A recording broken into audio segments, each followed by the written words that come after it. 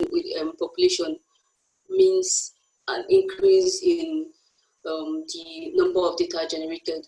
I remember when I was in school, every single day, every single semester, we keep on recording details. So you put, to this semester, you are recording yourself, you are putting your name, matric number, this, that, and then the next semester you are doing the same thing. But things are changing really now. So people are realizing that, why do I have to get all of this data, this rich data, and just trade away? Yeah? Why can't I just use it for something more intriguing, more insightful? So that's one thing I love about data, and the fact that data can really help solve a lot of problems, especially African problems. When you look at problems in Africa, I see that most of it really can be tied back to data, really. If, as Africa, we really keep our data, we keep a lot of things about individuals, really a lot of problems that we face right now will be solved. Yeah. So yeah, basically that's really what I can say about my background data. If you really want to know like something more in depth, maybe you could ask for. Yeah.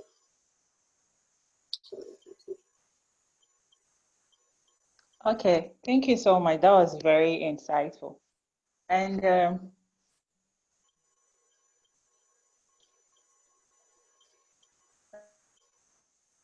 looking at your profile, you Africans, share with us what African problems have you solved, and then why? Like, what's the benefits?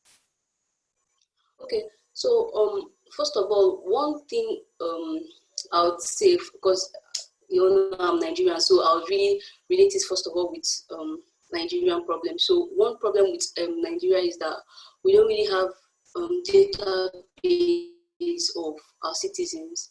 So you see somebody comes to Lagos today, person maybe commits a crime, and tomorrow the person is in Kano and nobody can trace him, or it's hard to trace him except you do some kind of extra work.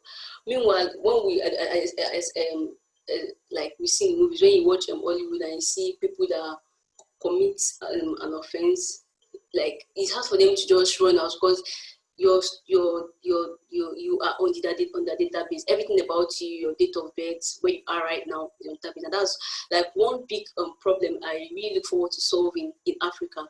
Maybe have a start from Nigeria first of all before going further to other African countries. But like you asked, the problem I've been able to solve so far with Africa problem, one thing is because of that lack of data true, it's hard to know if people really can, if people are worthy to take a loan and if they're going to really pay back. So one thing I decided to solve was doing an hackathon here. So we tried to get trails of people, like a particular person now is spending trail and how far he has gone with his spending and how possible it is for him to pay back. So with that, we first of all started gathering data of this group of people based on their financial standards, first of all.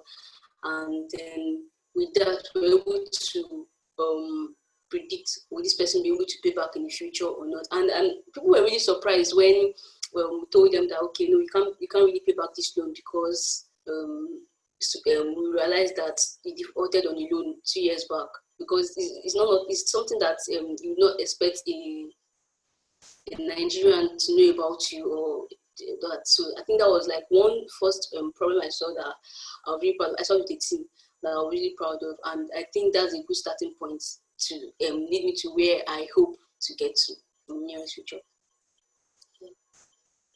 Okay, thank you very much. That's very insightful. Okay, I have another question here, but I'll give the opportunity to any of our students to ask any questions. So if there's anyone on the call who asks a question for Linda, you can ask now before we continue.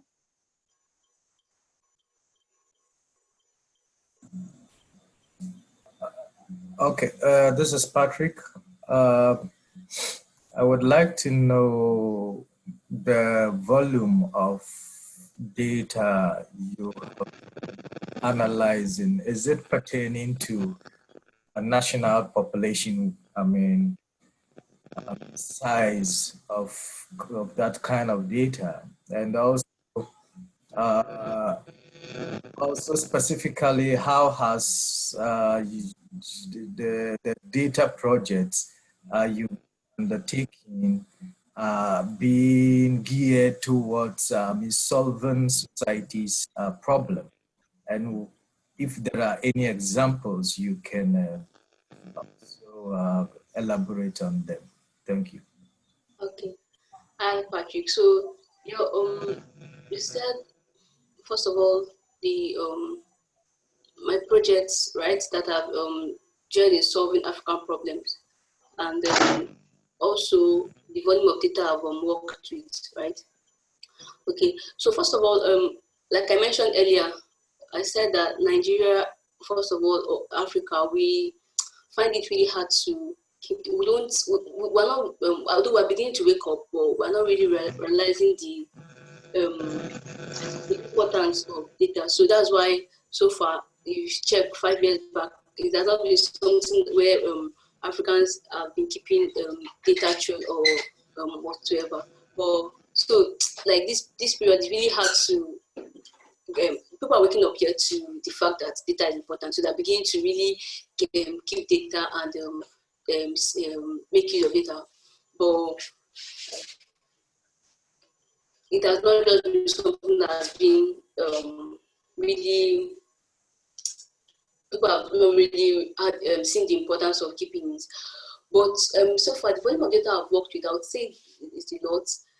Because of the way people are waking up to data, people are seeing it wrongly. So when you ask people for their data these days, they are like, what do you want to use my data for? They don't use it, but they're scared of letting you have it. Yeah. But I've been opportunity to work with a large number of data sets, I would say. So I'm the opportunity to work with data for an institution, like my institution. When I worked on my final year project, it was really that of the whole institution. Like I asked people to give me their data, and they were willing to. And then on a bigger scale, I was able to also work with data for a bank, a financial institution.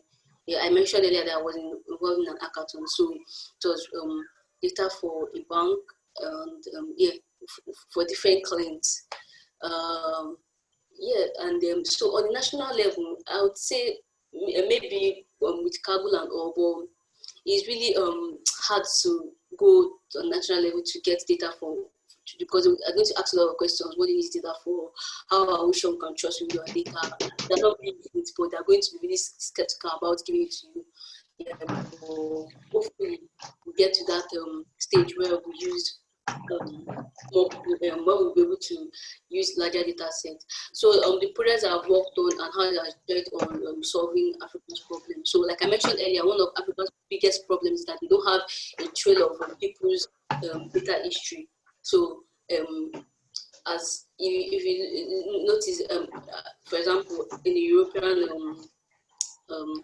countries, once you are giving birth to, they already have a record of you. They already know where you are going to. They know where you are coming from. They know, like, they already a certain amount of information they have about you. But that's not so with Africa. Africa, most of the time, even at birth, they don't really know the number of people that you see. Most people are giving birth even in their homes and rural areas. Yeah, and the government don't even know about those people. But I would say that one of my projects that I worked on that has just to solving that problem was the um, credit scoring, where we predicted people's ability to pay back the loan. That was a way by, first of all, getting data of people as far back as 10 years ago, to know what their spending rate has been about so far. So I'll say that was one project that has joined into solving one of my African problems. Yeah, and then also I would say my final year project where I worked on gathering data to be able to identify indigenous laughter. So it wasn't really like that's not really part of my African problem, but we all know that most of the time we use Siri, we use Google Assistant, and you're hearing non-African voices, so to say, and then people that are so that after Indigenous After Database project was basically to to create a system that can identify my voice as an African, sorry, basically. So yeah, that's like towards putting Africa on the map. Yeah, it's not really fully fleshed out, but that was just basically what it did at that time, and I'd say that's also journey towards solving a big problem, African problem. I hope I answered the question, Patrick. Yes, that's pretty okay. Thank you. Yeah, can I ask a question? Yeah, please. My question is,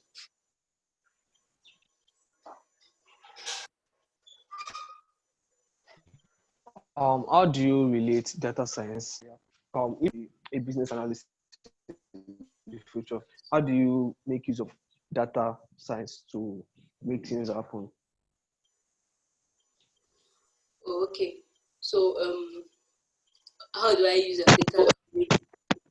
Yeah, Wally, thanks for that question.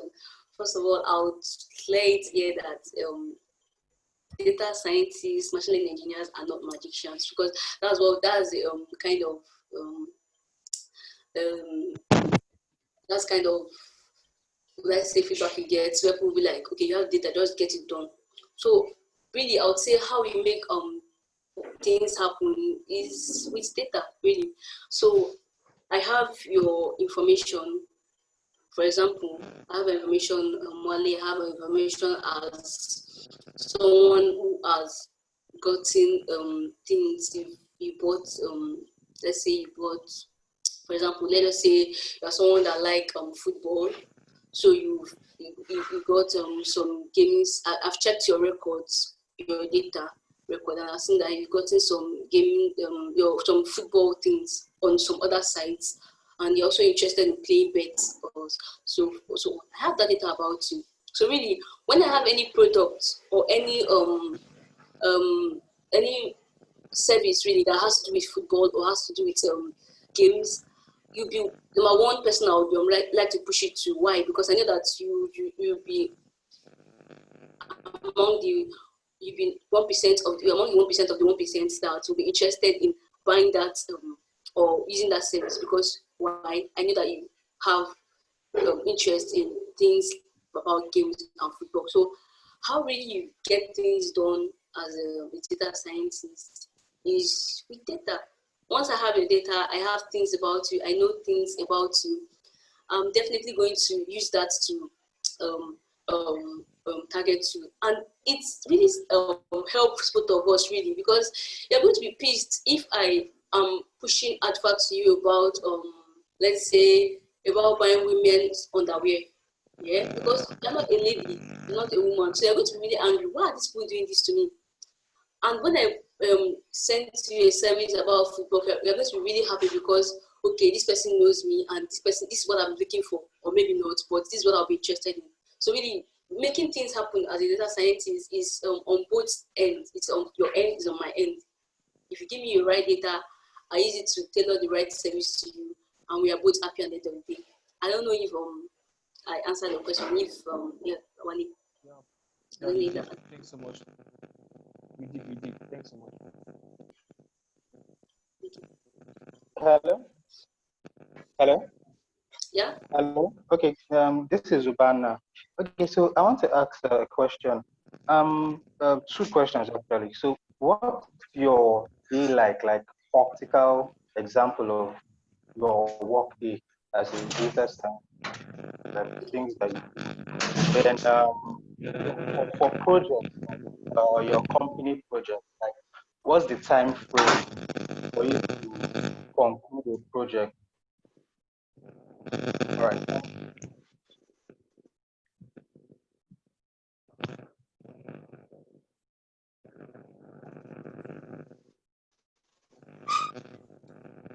Okay.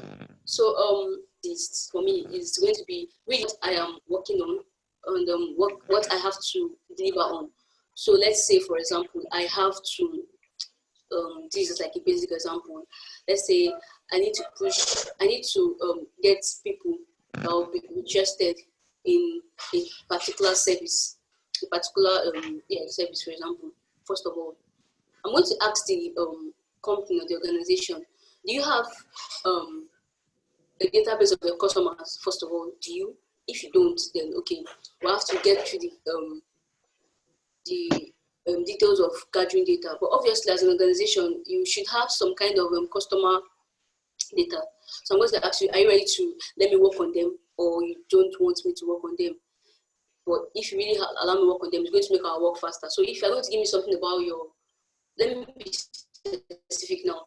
For example, let's say an access bank wants me to push an application, let's say their mobile app, to people that are most likely to convert. By converting, I mean people that are going to download, they're going to install the app, and they're going to actually use the app. So first of all, they will have some kind of bank data, right? So I'm going to get that, although it's going to be confidential, but they're not going to give me just basic things I need, the customer age, the location, and blah. Then I would try to use that with my own company's database to see if there's a match. So this way, I'm using first of all, I'm going to be using SQL to pull out data from the database to connect to the company's database. I'm going to pull out some data, and then with that, once that's done, then I go to bigger work, that's pre-processing data. That's where most of the work is really cleaning up your data, segmenting your data, putting them in buckets, making your data usable, really clean. Because the truth is that most real life data is messy. So clean up the data, trying to put them in buckets. So first of all, as a data scientist, I should have some kind of hypothesis. So this banking app, first of all, it is more likely that people within this age range are very likely to download this app, very likely, or not. But I'm not going to push out others because they are outliers. There are people that are over 50, but they are more open than even a 20-year-old. Yeah, that's right. I know some people that are over 50 and they see a lot of technologies. So I'm not going to like cancel out those people in those people. I'm going to focus more on those people, on people within this age range, because based on my hypothesis, an hypothesis, like I said, is not confirmed. So an hypothesis, as we all know, is like a law that it's not a rule, but just something that you are proposing that should be, but might not be right. So I'm going to use that hypothesis to push, first of all, the first set of, if it's going to be a message, maybe, hi, are you interested in this product, or install this product. So I'm going to do two things. I'm going to push that message to two different age groups and see people that are going to likely click. So that's what we call clicks, yes, we call it clicks. So those are so impressions are just pushing out to people. Then clicks are those that actually performed an action. Either they clicked on the link or they did something. Then go on to those that are installed, maybe those that are actually converted. Yeah, that's like the three stages. So now, when I'm done, when I push out this campaign and this works, then I'm coming back to check these people within this age bucket, impression, clicks, and install. Which people actually, which age range actually really, so like you see analyzing, so it's like it's an iterative process really. So this first day I'm doing this, then the next day I'm analyzing my results, seeing okay, these people, how did they convert, how did they act to what I pushed out to them, and then how did they react to it, and then I can perform another kind of analysis on the way people react to the message. So if I push a message to you and I say, would you be interested in downloading this app, like the question, or if I just say download this app, exclamation mark, which will you be more interested in? Which one will people be more open to? So some people can react different ways to messages. Someone can say, is it by force? Which one is exclamation mark? And someone can be like, okay, this one you're asking me a question, let me see. So yeah, basically I can't really tell you that this is how my day goes, because it really depends on the product. Today it could just be all about creating hypotheses. It could be all about getting analysis on result of what I've done before. Today it's just all about visualizing and making more hypotheses based on what I've done, really. So there's no I don't know. It's not I don't know. It's not like another role where I'll be like, okay, today I come to work, I attend to this customer, she goes, and she just, the thing is that data, you're dealing with people's behavior and people act differently. People can just switch. Okay, today you can say you like this, and tomorrow your head is turning, I don't like it again. Yeah. So I can't, because of that, I can't just say this is how it happens, but I can just give you like an idea of what it's like for me, and that's what I've just given you. Yeah, it varies.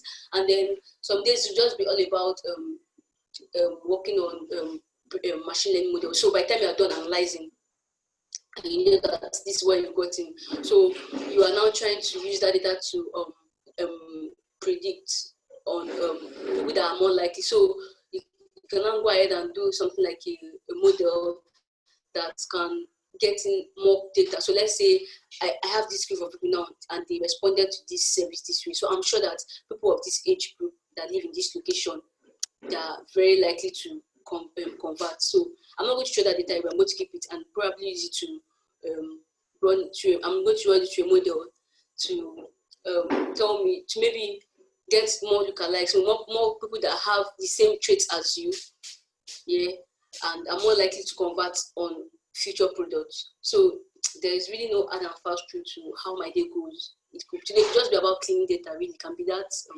Yeah, it can be that. Like say, I don't know. I can't say annoying, but it can be that way. It cannot be about cleaning messy data. It cannot be about creating hypotheses. It cannot be about anything really. But yeah, so it's really hard for me to say how my day goes. But I don't know if I was able to at least give you an idea of how my day goes normally as a data scientist. And then you also asked about, okay, that's good. Then you also asked about how long it takes for projects. So yeah, you've seen that with what I've said, it's really hard to say how long it takes. But you know, this amount they're working with clients, so you cannot always be the one that will detecting, saying okay, this is going to take 2 weeks. No, you just have to. I think you and your client have to come to balance. So the client is saying, I want this done within 2 weeks. And I'm like, oh no, it's not possible. Except you want anyhow job. But if you want it to be done, I can make it. This can take 4 weeks, but I can make it 2.5 weeks. I can make it 3 weeks. Maybe if I sacrifice my sleep or not.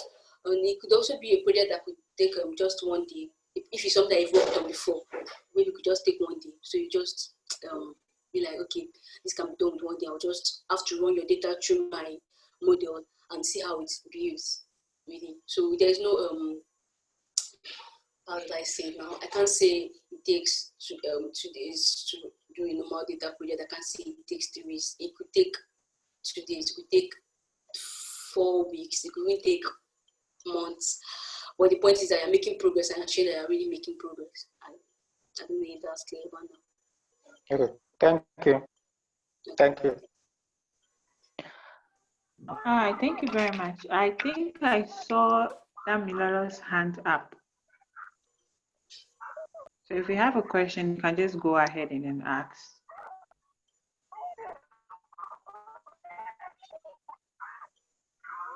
Is Damilora still on the line?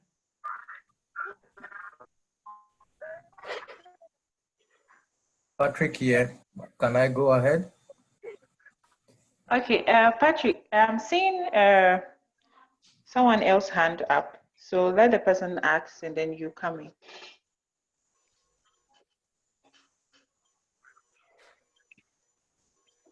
Okay, hi, good morning. My name is Reginald, and I'd like to ask, I was a bit confused. You said you ask the customer permission to use their data. I'm wondering, is it that you are the one requesting for the data, or the company goes and picks up the data for you to use?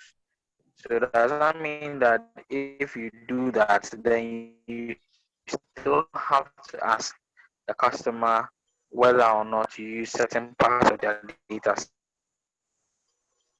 to be to do what you're doing. And then lastly, what goes through your mind when you are trying to increase conversion rates? So for instance, you have a data set and you want to get people to sign up or to purchase something.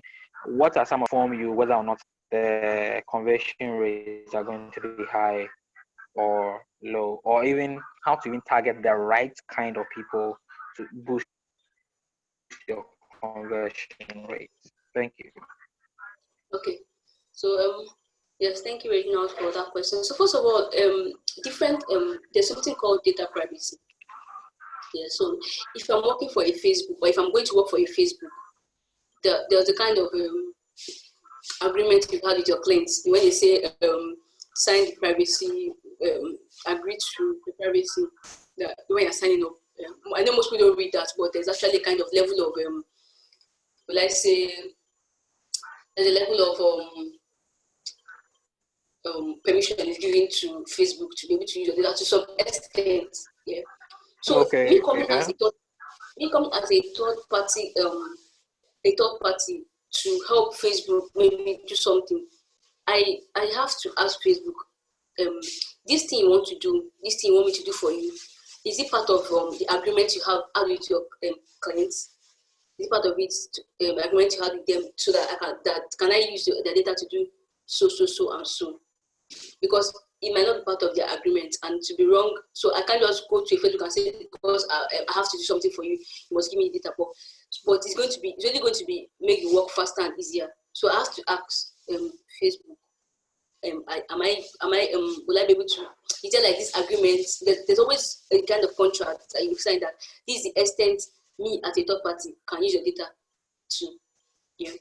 So that's why I said you have to ask the company. So there has to be this agreement, because if you're going to give me your client data, you have to sign that I'm not allowed to go further than this or that. Because if a Facebook user finds out that the data was used for something that was not meant to be used for, you could sue Facebook here. So that's why Facebook has to ensure that I don't do more than that. So that when I said ask, I'm just trying to say like basically an agreement really to set boundaries on how far I can go with a customer data or not. I don't know if that answers that part of the question.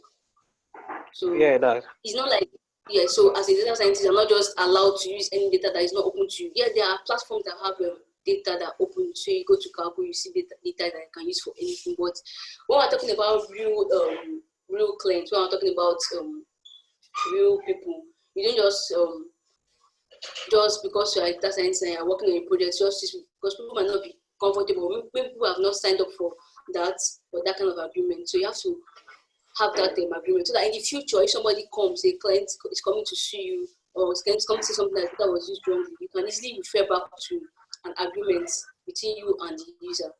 Yeah, basically. So on the second question, where you said what comes to my mind, what comes to my mind about what you're supposed to if a conversion is going to happen or not. So really, like I said, is really based on, first of all, as a data scientist, it's really important that you are a critical thinker and you are really intuitive. So what I mean by that is when a product or a service comes to you and you want to increase conversion on people so people can sign up or not, you are going to have to think about, first of all, the situation of things around. So at this time where there's a pandemic and then there's a product that is going to help people maybe party more, you know that at this time people are not going to come out normally to just have a party. So you already know from that this is not going to work. So you're either telling your clients that this is not going to work, or you're looking for a way to make them want to. So are you going to put an incentive? Are you going to promise your potential converters? Are you going to promise them that if you're going to do this, you're going to do that? are going to ensure that there's going to be kind of social distancing with. We're going to ensure that everybody that comes in tests a test. So it's not what comes to your mind is, like I always say, this data science project is not like an add and fast food. It's really about you thinking and thinking and thinking, trying to be in your user's shoe, trying to be in your trying to be in people's shoe to see, are people really going to convert? Are people going to agree to do this? I don't know if that's clear, but it's really pertaining to the project. So, for example, I give an example of this. For example, now, if at this period somebody comes to meet you and the person is saying, "I want people to buy this product better," and I want people to sign up for this service, they're going to think during this pandemic, during this period, how can I really get people? What can I add to that product to make people want to sign up? And here, as a data scientist, you also have to first of all be the user first of any product. So somebody is coming to meet you and person is telling you that they want people to download this music app. Okay, you have to use the app yourself first, and maybe advise the clients on how they can make this app different from other apps. Because what you're saying to people is what is different from other music apps that are already out there. So I'm going to sell the fact that it's easier to use. I'm going to sell the fact that it is faster, or it is better to use. So like is really on the project, on what you're using, on the project you're working on, and the kind of people you want to attract. So that's why as a data scientist, there's that statistic part, there's that hypothesis part, there's that iterative part where you are thinking, okay, I think if I do this, people are going to be interested in this. I think if I don't do this, people are not going to be interested. So you are advising the client on if they have to improve their product, or if they are ready to like put some level of incentive or something. I don't know. It just has to be about between you and the client, and basically being in the mind of your user to ensure that whatever you are doing is really is going to pay the user. So that's just what you're basically trying to do as a data scientist. So you are really the one between the data and the one that's going to do the magic with the data. So you have to always think of how it's going to benefit, or what you're going to do that is going to make the user really interested in whatever you have to sell. Really, I don't know if that answers the question. Yes, the part that I was talking about regarding the what goes to your mind was basically, for instance, if somebody wants to buy maybe Nike shoes, okay, I mean your client wants to increase the sales of his Nike shoes, for instance. Would you go and look at data set of those who have already bought and look at their characteristics, find out what variables influence them, and then look at the new set of people who are not buying, how you can lead them or guide I don't know, their experience towards those variables? I don't know if you understand what I'm thinking. Yeah, and so I'm saying, yeah, what I'm saying. So, for example, people that are going to buy Nike shoes, they're going to first of all be true to yourself. What kind of Nike shoes is it? Not everybody can afford that Nike shoe, right? So I'm not going to say, okay, let me just try, and you waste impression and you push it to people that are not even interested. The problem at this time is not in a Nike shoe. You're going to want to focus on those maybe people that are within a certain age range. You're not going to sell a Nike shoe to somebody that is 89 years old. I don't know. I don't think that's the space problem at this time. But you're going to also not going to want to train me, but you're going to not want to spend a lot of impression on him because it's most likely not going to convert. So if another person wants to convert, it's probably going to be maybe his son or his grandson that's going to like think about getting for his grandpa. So you're going to want to target maybe younger generation because they're the ones that even they're not going to use it, they're going to want to buy it for someone as a gift because they know what it is and they know the value. I also want to look at people that can afford it really. You cannot be selling a Nike to a student. I don't know. Some students are really rich here, but they're not going to sell it to a student. That's not going to be your large. That's not going to be your large part of the data. You are going to focus mainly on working class, those that have a constant income, constant source of income, and those that have extra really to spend, because the truth is that Nike is like a luxury. I'm going to tell ourselves the truth. Not everybody can really afford a luxury. So that's really what I'm going to be thinking about. People in a location, I don't know, you're not going to sell Nike to people that in the rural areas, because at that point that's what they're thinking. They want to, if you're going to sell a product that's going to let them come out of rural areas to industrialized area, maybe that's going to be something to sell them, not Nike shoes. So those are things I'm really going to be looking at really to see, okay, so by the time you put all of this into different pockets and you make this and you check and check and check, then you know those that by the time you are reducing them, narrowing your pockets down, you are going to really meet the right set of people that are most likely going to convert, and you're not also going to throw away other people that you restrain, that you took out, but you're going to focus on those people more, and maybe a touch of some other of those people. I don't know if I'm clear, if it's clear. Yeah, you're perfect. My last question was on how much math you actually use in terms of hypothesis testing, regression, eigenvalues, or p-values. Do you use those metrics, especially to make justification for going ahead to do something? Yes, actually, all those statistics, something that are really important. You definitely need them. So the part that people don't see as being a machine learning engineer or data scientist is that they don't remember that really there's a lot of mathematics behind the scene. Really, you really need all those metrics. You need all those A/B testing. You need all those hypothesis setting. All those. Although there are really technologies that are coming up to make it easier. So the algorithms that are up to already resolve that, but even at that, you still need to understand all of that, because you're not going to do write a program that does this and you don't understand what's happening in the background, because if it gives you let's say a p-value of this, you don't even understand. I don't know anything about p-value, so you don't even know how to interpret your value. You don't even know, okay, a p-value of 0.2, what's that saying? A p-value of 2, what's that saying?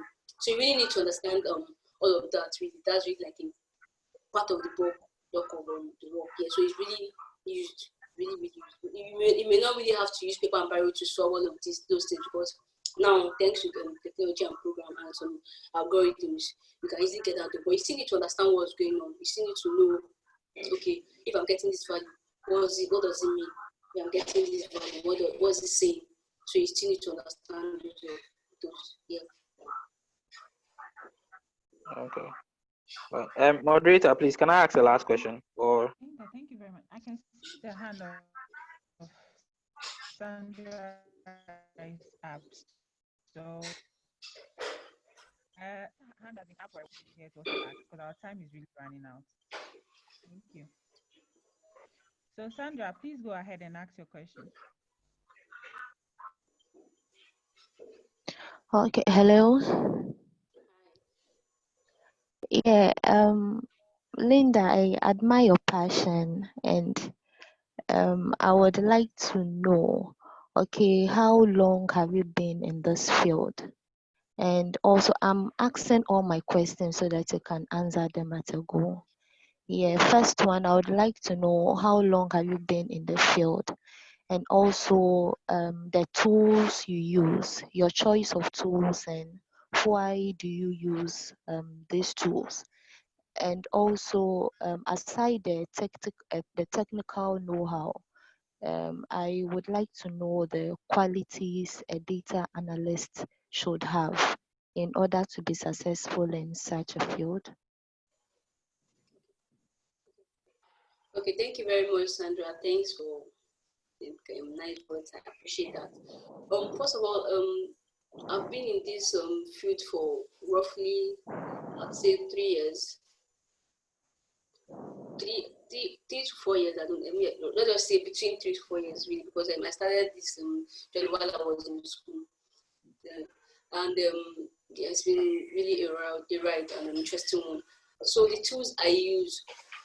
So I'm going to, yes, thank God the tools I used, because lot of tools out there to use as a data scientist. And this thing data, the field is really broad, and there's really a lot that you can do with it. Yeah.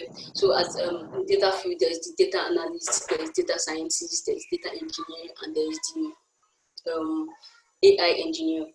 Okay, so really, so for me, it depends on what you want to focus on. Yeah, so that's what's going to really help you to know the tools you need. But I'm going just to say for the basics, first of all, you need to know SQL. So I think depending on like I said, depending on what you're going to do. So I'm going to give you the basics. It could vary really. You might not need it to data, but I'm going to say first of all, you need to know SQL. You need to know I use SQL. Most of the tools I use SQL. I use Python, because Python is one programming language that has a big chunk on data science. So there's Python for data science. You could also use R. You could use Java, but Python is widely used. So I don't know. I think it will be easier to find resources on Python for data science than Java or R or any other language. But for now, it's really Python. Then visualization tools too, like Power BI, Tableau. Then statistics too. You should know like a level of statistics, because when you're going to run all those algorithms, you really need all those. You are really going to need all of those knowledge. You're going to need to know that background knowledge of statistics. You need to have that too. Then I think for starters, these tools are good to go. Once you have a visualization, you know how to use visualization tool, you know how to use a programming language, R, Python, Java, you know how to use SQL. That's another advantage, and you have a good knowledge of statistics. And I think for this basic, you are good to go. Then maybe as you go on, you could want to add other tools like Spark, Hadoop, depending on the company you're working for or the project you're working on. So you're going to need to have all these other you need to know how to use this other tools. So that's for the technical know-how. These are just the basics. But there's more, but like you said, just the basics. But you need to know more. But at least for starters, once you know this, I think you're good to go. So it's good to also note that as a data analyst, depending on what you might not need to know a knowledge of programming language, although that's an added advantage. But as a data analyst, you're basically just visualizing and bringing out insights. But as a data scientist or a machine learning engineer, you're really going to need to know Python or a programming language, Python, Java, R. I don't know whichever one goes well for you. Then going to non-technical parts that you need to have as a data scientist. Like I mentioned earlier, you need to be a critical thinker, really. You need to be able to understand patterns, like from this pattern, what can I say? What can I say? What can I bring out from this insight? You need to really know how to think, because you're working with a developer. It's just all it's going to do is just develop an app and make sure it works. Yeah. But you as a data scientist or data person, you need to think and know, okay, this button here, okay, that should be back with the part of a UI UX work, but you also have to know that how does this help? How does this help sell this product better? What can we add to this app that will make a random user more interested in doing it? And so on. So you have to really be a critical thinker. You have to be good at storytelling. Yeah, I say this a lot because it's really, really important. You really need to be able to convince your clients that after all this mathematical saga I went back to do, after all this analysis I did, this is what I've gotten. This is what my result is, and you are going to really be able to sell it to the person to say that from this pattern, I think you should go this direction. I think you should take this decision. Like you need to be a good storyteller. I'm not saying the kind of storyteller that just sits and make people laugh, but I'm just saying like you need to be able to sell your work to your clients. You need to be able to tell your clients, okay, this is this is what I found out from this data, and this is why I think this user is going to be interested in it. Remember when I was giving my example about convincing a client on why he should focus his market on those that are working class? How do you sell to the clients that there could be outliers of students that are rich, but I think we should focus on the working class? Why? Because they're going to ask why. I would say you should always be able to be ready to answer the why questions a lot. So you're going to ask, why do you think we should focus on the working class? And why not? Why not the older people? Why not those students? Why? So you have to be a critical thinker. You have to be a good storyteller.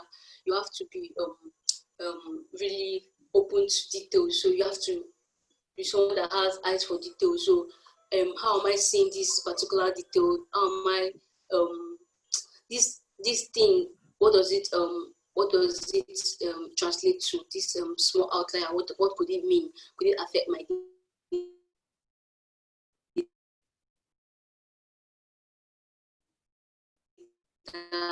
is it going to? So I'm visualizing now and I see that there's an outlier out there. Is it going to affect? You really need to be someone that is that has eyes for details. You cannot be an impatient person and be a data scientist, really, because you need to be patient. You need to really follow your customers to make sure they convert.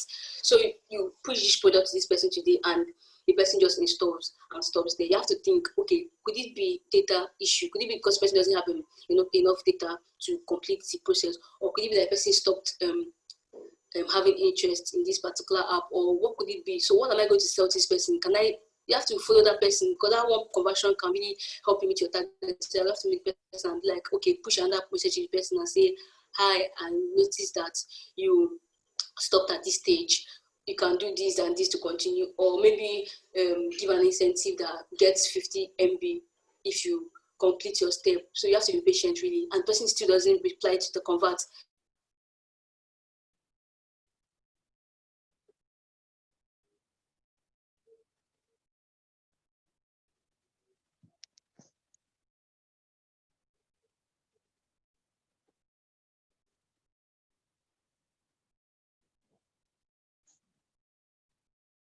To make sure that the person converts, and maybe critical thinker, patient. Really, you have to be really patient. Yeah, I think good communication skills too. Yeah, there are going to be a lot more, but I think with this basic 5, you're really good to go. Yeah, I didn't need to answer the questions, Sandra. Yeah, thank you very much. But I have one more question. Okay. And I would like to know if it really happens. Have you ever worked on a project as an analyze the data and it has had an inverse impact on a company before? Yes, I have actually. There was a project I worked on, and so it was really like a look-alike model that was supposed to get people that have. So I had this set of data for people, and there was a model I ran it through to get me people that have like similarities with these people that converted. So since they have like similar features, they should obviously convert on the same product, right? So that was my thinking, and well, it acted reversely. So it didn't convert as expected. It didn't do what it was supposed to do. But yeah, but I took my learnings from it. So that's why I said data scientists, they're not magicians, really. If you have given me your data, I'm going to use it to get to work. But there's a likely chance that it works and there's a likely chance that it doesn't work. But the point here is that you just have to keep doing what you have to do to make sure that it works. But yeah, yes to that. Yes, I've worked on a project that worked, that acted reversely. And it doesn't mean doing your work. It just means that, well, people have different behavioral patterns. Somebody that likes this today might not like it tomorrow. So you just keep moving on. Keep seeing how you could make it better. Okay, Alright. thank you very much. Thank you, Sandra, and thank you, Linda, too. Our time is actually up, so I wouldn't give the opportunity to anyone to ask any question. But moreover, I'll drop Linda's profile here. So if anyone wants to reach out to her and then ask her any other question, they can just feel feel free to do so. So I'm sorry to those that didn't get the opportunity to ask their questions, and I'm sorry to those that couldn't ask follow-up questions because of our time. Yeah. So Linda, thank you so much for coming in. Thank you for giving us all the insightful information and having the time to answer all our questions. Thank you. Okay. Thank you very much for having me. Okay, I'm seeing someone saying that I should drop my LinkedIn profile, so I'm just going to drop my username on LinkedIn.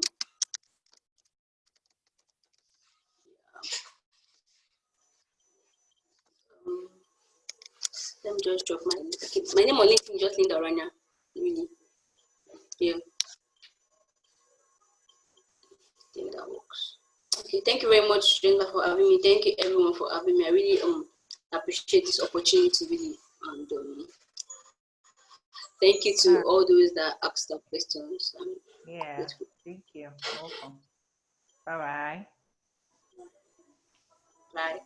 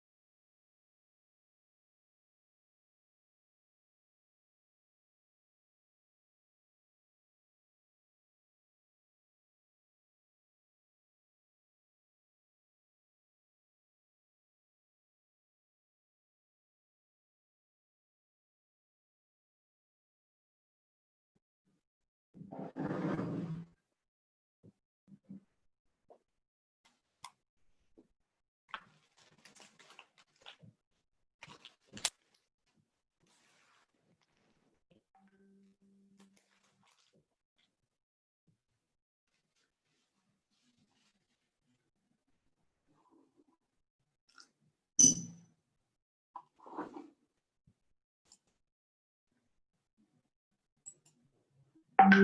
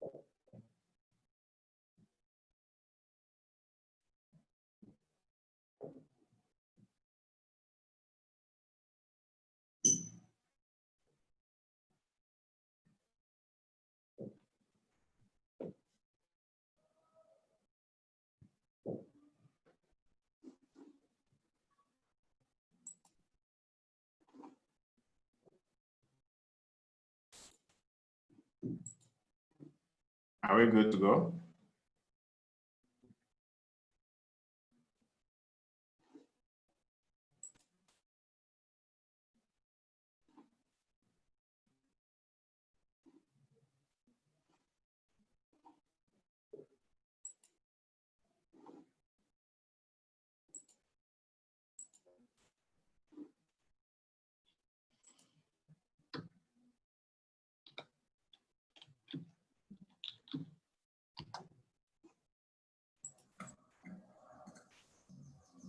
Looks like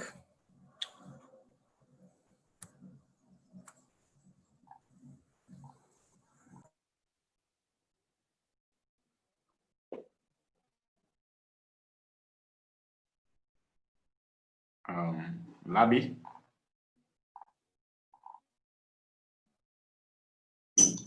or Jennifer, is everyone around now? He said we should come back at 11:15. That's why I think no one is available. Oh, okay.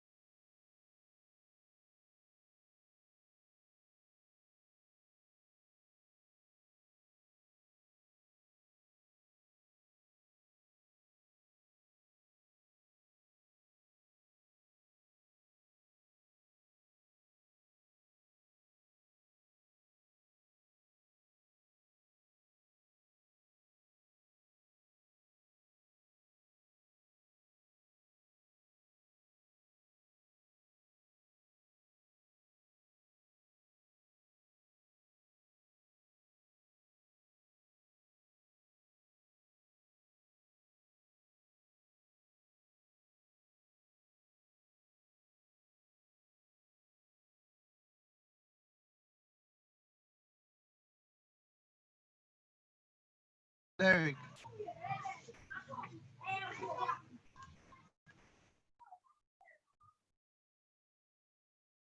Hello, Senior Derek.